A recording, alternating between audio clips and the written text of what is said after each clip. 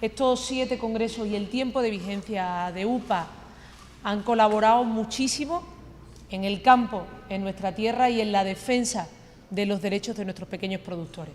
Y yo estoy de acuerdo con el lema: sin productores no hay alimento. Y por lo tanto hay que mimar al campo en Andalucía, hay que darle las condiciones adecuadas, precios justos, costes también adecuados, para que haya dignidad en el empleo y sea además atractivo en la incorporación de nuevos jóvenes a esas explotaciones. Creo que nunca más adecuado un lema en un momento como el que vivimos. Y decía que para mí es un honor, creo que era mi responsabilidad, siento el retraso porque vengo de la sesión de control del Parlamento, pero era importante que estuviera aquí.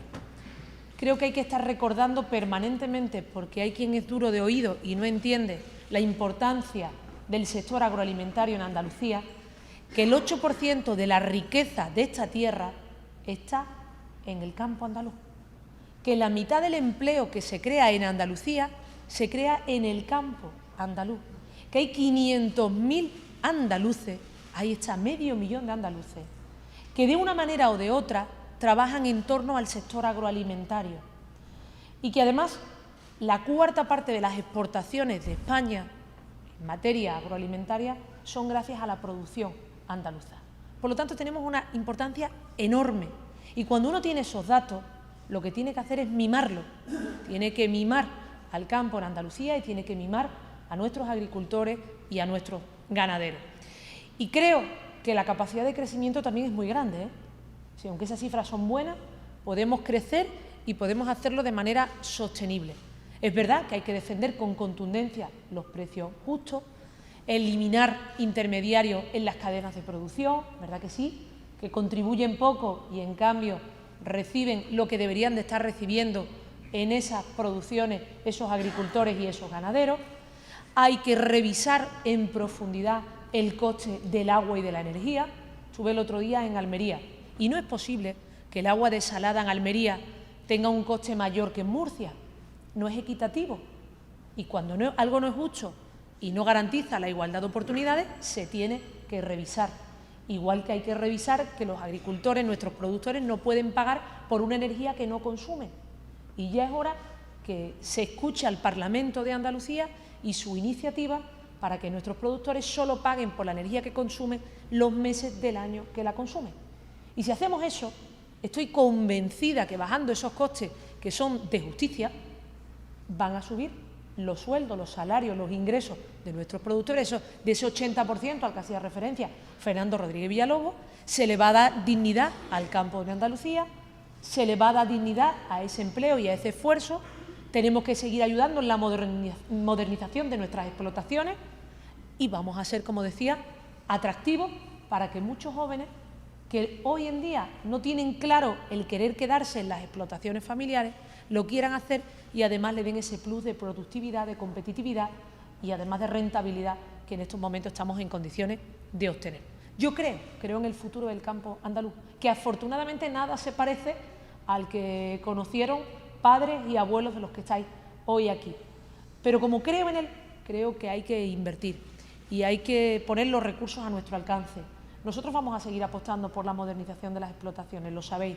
Vamos a seguir compensando aquello que no sea justo en el reparto de la PAC y vamos a abrir ese horizonte a nuestros productores para que en un mundo cada vez más global, más competitivo, que además, como bien decía Lorenzo, se tiene que regular, lo hagan en las mejores condiciones posibles.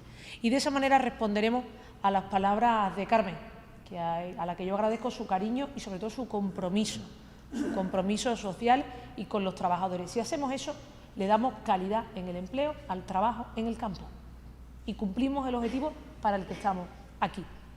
Ha hecho Lorenzo también referencia a las quejas que tenemos como Gobierno en Andalucía en el reparto de la PAC. Y veréis, antes de quejarme mandé una carta, porque soy de la que creo que siempre hay que hablar antes e intentar que te escuche y llegar a un acuerdo. Pero llevo más de 2 semanas esperando que me conteste el Gobierno de España y que me conteste el presidente del Gobierno. Y creo que además era de justicia lo que estaba reivindicando. Nosotros los andaluces hemos sido leales con España en la petición de que este país no perdiese ni un solo euro en el reparto de la PAC. Y hemos sido leales y fuimos de la mano a Bruselas. Y cuando volvimos a España, resulta que ha habido un reparto caprichoso en el que se ha castigado a esta tierra. Y lo digo con datos, no lo digo desde la confrontación, porque ojalá no tuviese que confrontar, porque se escuchara a Andalucía y se escuchara a nuestros productores y se corrigiese aquello que todavía a día de hoy, hasta el 1 de julio, estamos en condiciones. Yo creo que hay dos elementos que son muy duros en el reparto de la PAC para esta tierra. Uno de ellos, el que no se puede tratar por igual al que no es igual. Y no se le puede quitar lo mismo a quien recibe menos de 5.000 euros en ayuda que a quien recibe más de 100.000, de 200.000 y en algunos casos millonadas en ayuda. Y que para que esos no se les recortara un 14%, se le haya recortado un 8% a todo el mundo por igual, incluido por primera vez a los productores que reciben menos de 5.000 euros en ayuda, me parece injusto. Me parece arbitrario, caprichoso y que castiga a la inmensa mayoría de esos productores, de esas pequeñas explotaciones. Y no me vale la justificación del secretario de Estado que decía, no, es que Andalucía no pierde, es que hay menos productores. ¿Cómo que hay menos productores? Los que estáis aquí sabéis que los derechos agrarios son los mismos, los explote el abuelo, el padre o la hija, son los mismos. Y si algunos se han jubilado, ha habido otros que se han incorporado a esos derechos agrarios y a esas explotaciones.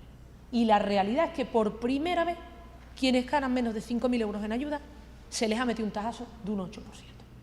Y el segundo elemento, no se ha tenido en cuenta la diversidad, la singularidad, ahora que está esto de moda de lo de las singularidades de los territorios, pues no se ha tenido en cuenta las singularidades de las producciones de Andalucía, ni en los productos, ni en el acceso a los productos.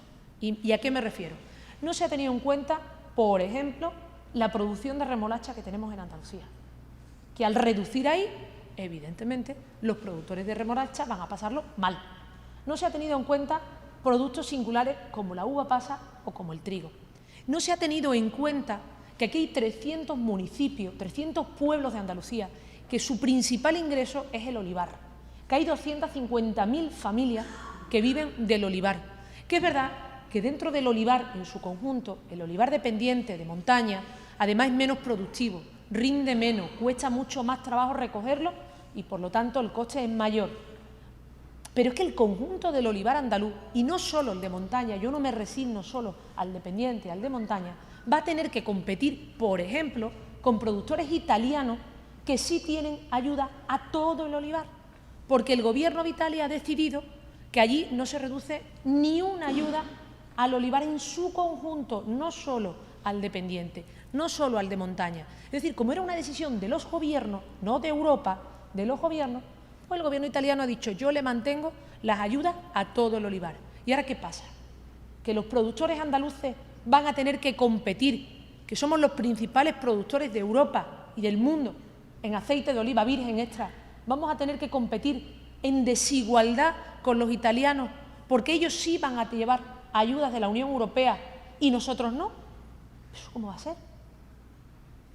Si el dinero llega de Europa por igual a todos los países, el terminal, el productor, tiene que recibirlo por igual, porque si no, un productor de Jaén, de Córdoba, de la Sierra Sur de Sevilla, hasta de Taberna, que producimos aceite de oliva hasta en el desierto de Almería, va a tener que ir a competir en un mercado holandés, en un mercado británico, alemán, en Estados Unidos, que está comprando y que sabéis más que nunca, en inferioridad, en competencia desleal con otros productores europeos como los italianos.